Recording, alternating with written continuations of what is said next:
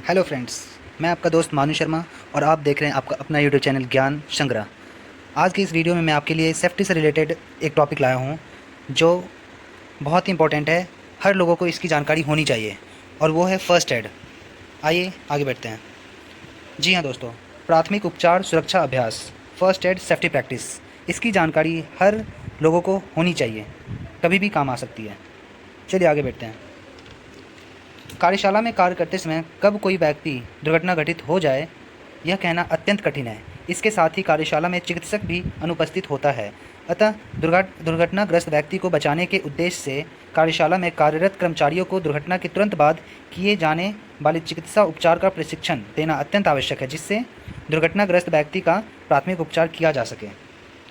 प्राथमिक उपचार के लिए कुछ विशिष्ट सामग्री एवं दवाएं सुरक्षा किट के रूप में वहां पर हर समय उपलब्ध होनी चाहिए, जिससे इन सामग्रियों एवं दवाओं का प्रयोग करके दुर्घटनाग्रस्त व्यक्ति को तुरंत राहत पहुंचाई जा सके। दुर्घटना से पीड़ित व्यक्ति के प्राथमिक उपचार में प्रयुक्त सामग्रियां तथा दवाएं निम्नलिखित हैं। ये बहुत ज़रूरी है दोस्तों, आप ध्यान दें। फर्स्ट एड किट में क्या क्या सामान होनी चाहिए। पहला है ट्रिंक्चर आयोडीन। ये ट्रिंक्चर आयोडीन आप लोग को पता है दोस्तों क्या है? ये एक सॉल्यूशन है जो एंटीसेप्टिक के रूप में यूज़ करते हैं इसे। मर्क्यूरी क्रोम क्या है? ये भी एक सॉल्यूशन है, इसे भी एंटीसेप्टिक के रूप में यूज़ करते हैं। बर्नॉल, ये एक ऑइंटमेंट है जो कहीं जल जाने पे इसे लगाते हैं। और ट्रिंक्चर बेंजीन, ये एक सॉल्यूशन है। अगर किसी घाव वाव पे इचिंग टाइप लग रहा हो तो वहाँ पे हम लगाकर इसको शांत कर सकते हैं, जिससे कि घाव को नुकसान ना पहुँचे। उसके बाद डेटॉल है। दर्दनाशक औषधियाँ हैं, बेहोशी दूर करने वाली औषधियाँ, पट्टियाँ, जालीदार कपड़ा, रुई, सेफ्टी पिन, कच्चा प्लास्टर, लकड़ी की छोटी पट्टिकाएँ, ग्लास, ड्रॉपर, कैंची, छोटा चाकू एवं नेत्र शोधन सामग्री, स्ट्रेचर इत्यादि, ये सब एक फ़र्स्ट एड में होना चाहिए। दुर्घटनाग्रस्त व्यक्ति का प्राथमिक उपचार करते समय निम्नलिखित बातों पर ध्यान देना आवश्यक है। ये बातें कौन सी हैं? आइए आगे बढ़ते हैं।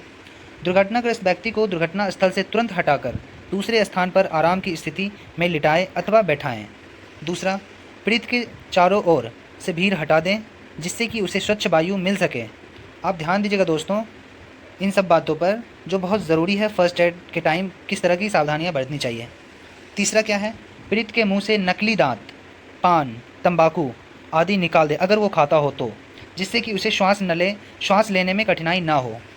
विद्युत झटके से पीड़ित व्यक्ति के शरीर पर पड़े छालों अथवा जले अंगों को स्वच्छ कपड़े अथवा कागज़ से ढक दें, जिससे कि उन पर मक्खी मच्छर आदि न बैठे और पीड़ित के शरीर में अन्य बीमारियां न फैला सकें।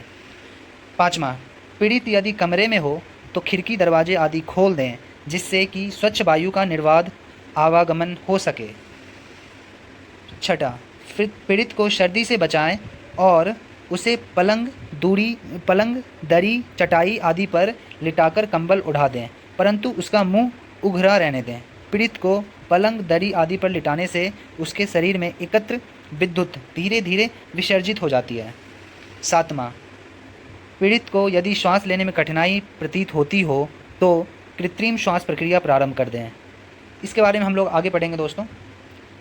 आठवां, यदि दुर्घटनाग्रस्त व्यक्ति मृत प्रतीत हो रहा हो तब भी उसका प्राथमिक उपचार तब तक करना चाहिए जब तक चिकित्सक उसे मृत घोषित न कर दे। अक्सर लोग खुद ही डॉक्टर बन जाते हैं और वो पीड़ित को अकेला छोड़ देते हैं, सो सावधान रहें। यदि व्यक्ति विद्युत आघात लगने के कारण बेहोश हो गया हो, अर्थात उसकी श्वसन प्रक्रिया कुछ समय के लिए बंद हो गई हो परंतु हृदय की धड़कन चल रही हो, तो उसे कृत्रिम श्वास देने की प्रक्रिया आरंभ कर देनी चाहिए। तो आखिर कृत्रिम श्वास प्रक्रिया है क्या? कृत्रिम श्वास प्रक्रिया क्या है? आर्टिफिशियल रेस्पिरेशन क्या है? ध्यान दीजिएगा दोस्तों। इस क्रिया के अंतर्गत पीड़ित व्यक्ति को सांस न आने पर विविध कृत्रिम क्रियाओं द्वारा सांस दी जाती है। कृत्रिम श्वास क्रिया की 4 प्रमुख विधियां निम्न प्रकार हैं। इन 4 प्रकार से हम लोगों को श्वास दे सकते हैं। कौन कौन सा है? सिल्वेस्टर विधि, सैफर विधि, मुंह से मुंह में हवा भरना और कृत्रिम श्वास यंत्र द्वारा। पहला है सिल्वेस्टर विधि। क्या है ये? इस विधि का प्रयोग तब किया जाता है जब पीड़ित के सीने की ओर छाले पड़े हों। ध्यान दीजिएगा दोस्तों, पीड़ित के सीने की ओर छाले पड़े हों तब इस विधि का इस्तेमाल किया जाता है। इस विधि में पीड़ित को पीठ के बल लिटाया जाता है तत्पश्चात उसकी पीठ के नीचे तकिया लगा दिया जाता है, जिससे कि उसका सीना कुछ ऊपर उठ जाता है और सिर कुछ नीचे हो जाता है। अब निम्नलिखित 2 स्थितियों द्वारा पीड़ित व्यक्तियों के शरीर में सांस भरने का प्रयास किया जाता है। प्रथम पोजीशन क्या है? प्रथम स्थिति क्या है? पीड़ित के सिर के पास अपने घुटने के बल बैठ जाएं। उसके दोनों हाथ की आधी मुट्ठी बांधकर हाथों को सीधा फैला दें। अब पीड़ित के दोनों हाथों को धीरे धीरे मोड़कर उसके सीने पर लाएं। नीचे चित्र ए में देखें। देखिए दोस्तों, आपके सामने यह चित्र है, किस तरह कार्रवाई की जा रही है। जिस तरह लिखा गया है आप उसे पढ़ते हुए याद रखते हुए समझें। पहला पोजीशन तो ये हो गया। दूसरा पोजीशन, सेकंड पोजीशन क्या है? प्रथम स्थिति में अपने हाथों से पीड़ित के सीने पर कुछ दबाव डालें। जिस तरह ये दबाव डाला जा रहा है, प्रथम स्थिति में अपने हाथों से पीड़ित के सीने पर कुछ दबाव डालें। 2-3 सेकंड बाद दबाव हटा लें और पीड़ित के हाथों को उसके सिर की ओर फैला दें और मुट्ठियां खोल दें। ये आपको दूसरे चित्र में दिखेगा। पहले चित्र में दबाव डाला जा रहा है उसके सीने पे और दूसरे चित्र में उसकी हाथों खोल दी जा रही हैं, मुट्ठी खोल दी जा रही हैं। उपरोक्त क्रियाओं को 10 से 12 बार प्रति मिनट की दर से तब तक दोहराएं जब तक कि उसकी श्वास क्रिया सामान्य ना हो जाए।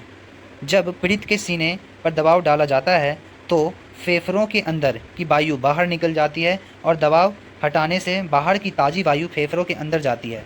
इस प्रकार पीड़ित को श्वास लेने में सहायता मिलती है। बहुत ज़रूरी है यह जानना।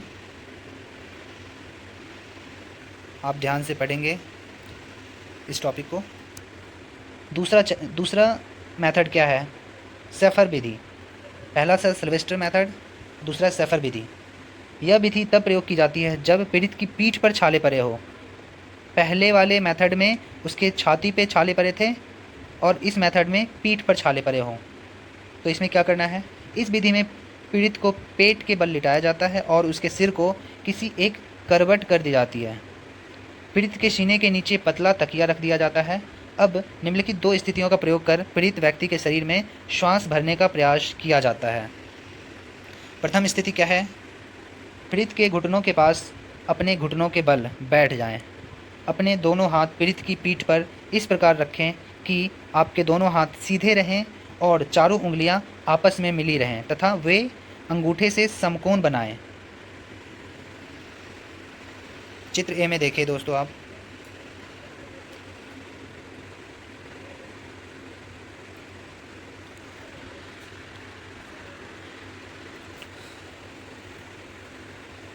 चित्र को देखते हुए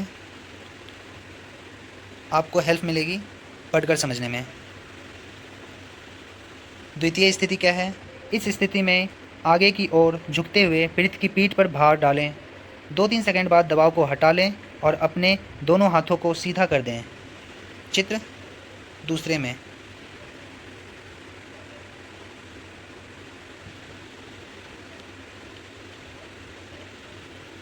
जब पीड़ित की पीठ पर दबाव डाला जाता है तो फेफड़ों के अंदर की वायु बाहर निकल जाती है और दबाव हटाने से बाहर की ताज़ी वायु फेफड़ों के अंदर जाती है। इस प्रकार पीड़ित को श्वास लेने में सहायता मिलती है।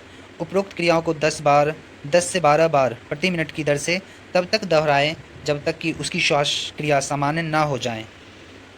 ये दूसरा मेथड था दोस्तों। तीसरा मेथड, मुंह से मुंह में हवा भरना, माउथ टू माउथ रेस्पिरेशन। इस विधि में पीड़ित के मुंह में सीधे हवा भरकर श्वसन क्रिया पूर्ण की जाती है। इसे लाबोर्ड विधि, लाबोर्ड मेथड भी कहते हैं। मुंह से हवा भरने की प्रक्रिया निम्नलिखित 2 स्थितियों का प्रयोग करके पूर्ण की जाती है। पहला पोजीशन क्या है? पीड़ित को पीठ के बल लिटा दें। अब पीड़ित की पीठ के नीचे तकिया आदि लगा दें जिससे कि उसका मुंह थोड़ा पीछे की ओर लटक जाए।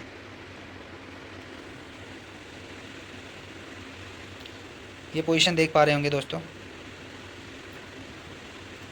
चित्र को देखते हुए समझें और आगे बढ़ते हैं। द्वितीय स्थिति, सेकंड पोजीशन, पीड़ित का मुंह अच्छी तरह साफ कर लें। अब उसके खुले मुंह पर महीन कपड़ा रखकर और एक हाथ से उसकी नाक बंद करके अपने मुंह से उसके मुंह में बलपूर्वक झटके से हवा भरें। यह ध्यान रखें कि हवा बाहर ना निकलने पाए और उसके फेफड़े कुछ फूले। हवा देने से उसका फेफड़ा फूलना चाहिए, तभी वो हवा प्रेशर आप इतना बनाइए कि हवा उसके फेफड़े तक पहुँचे, अदरवाइज़ वो प्रॉपर रेस्पिरेशन नहीं हो पाएगा। तो निकलने पाए और उसके फेफड़े कुछ फूले। हवा को बाहर निकलने के लिए अपना मुंह हटा लें। उपरोक्त क्रिया को 10-12 बार प्रति मिनट की दर से तब तक दोहराते रहे जब तक कि उसकी श्वास क्रिया सामान्य न हो जाए। बलपूर्वक झटके से हवा भरते समय पीड़ित के फेफड़े फूलते हैं और ताज़ी वायु अंदर जाती है। मुंह हटा लेने पर अंदर की वायु बाहर निकल जाती है। इस प्रकार पीड़ित को श्वास लेने में सहायता मिलती है। उपरोक्त तीनों विधियों में से तीसरी विधि अधिक प्रचलित होती जा रही है, क्योंकि यह विधि तुरंत प्रारंभ की जा सकती है। इसके साथ ही यह एक प्रभावशाली विधि है और इसे लंबे समय तक जारी रखने की आवश्यकता नहीं होती, जबकि प्रथम एवं द्वितीय विधि को 1 घंटे से भी अधिक समय तक जारी रखना पड़ सकता है। मुंह से मुंह में हवा भरने के प्रक्रम को निम्न चित्र द्वारा दर्शाया गया है। देखिए दोस्तों, इस चित्र को देखने से आपको सावधानी होगी समझने में। आइए आगे बढ़ते हैं। और चौथा है कृत्रिम श्वास यंत्र द्वारा, थ्रू आर्टिफिशियल रेस्पिरेशन इंस्ट्रूमेंट। कृत्रिम श्वास यंत्र द्वारा पीड़ित व्यक्ति को सांस देने के लिए चित्र में दर्शाए गए यंत्र का प्रयोग किया जाता है। ये चित्र है दोस्तों, आप इसे देखकर समझ पाएंगे। इसमें कौन कौन से पार्ट्स हैं। कृत्रिम श्वास यंत्र में रबर का मास्क है, वायु इनलेट डक्ट है, आउटलेट वॉल्व है, इनलेट वॉल्व है, वायु फिल्टर या वायु इनलेट डक्ट है, रबर का वॉल्व है। इसके द्वारा हम आर्टिफिशियल रेस्पिरेशन कर सकते हैं और नीचे से हवा देनी है। रबर का वॉल्व, रबर का मास्क जिसे पीड़ित के मुंह पे लगाना है और हवा जहाँ से दे रहे हैं वो हम रबर का वॉल्व पंच करके हवा को अंदर प्रेशर कर रहे हैं। वायु फिल्टर है या वायु इनलेट डक्ट, ये वैसी हवा जो गंदी हवा है उसको फ़िल्टर कर रही है यहाँ से। Outlet valve, inlet valve, inlet valve से कुछ हवा अंदर जा रहा होगा और आउटलेट से कुछ बाहर आ रहा होगा। वायु इनलेट डक्ट, ये कुछ ऐसी हवा होंगी जो वहाँ तक हमारे मास्क तक नहीं पहुँच पा रही होगी, जो आगे के रास्ते से निकल जाती होगी।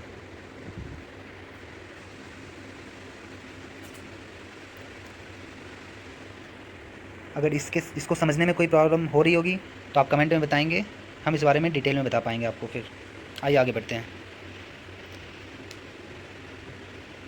इस यंत्र में प्रयुक्त रबर के वॉल्व में से हवा फिल्टर होकर चैम्बर में आती है।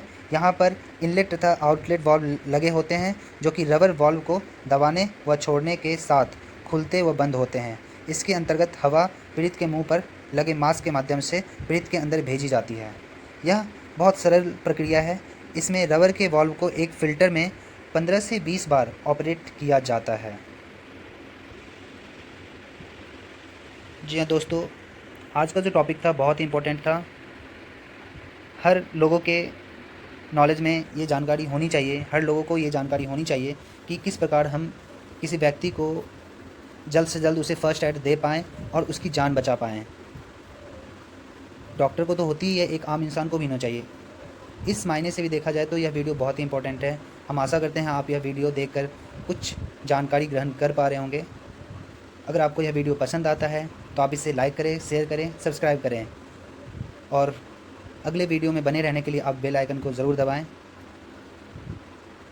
आज के लिए दोस्तों इतना ही, धन्यवाद।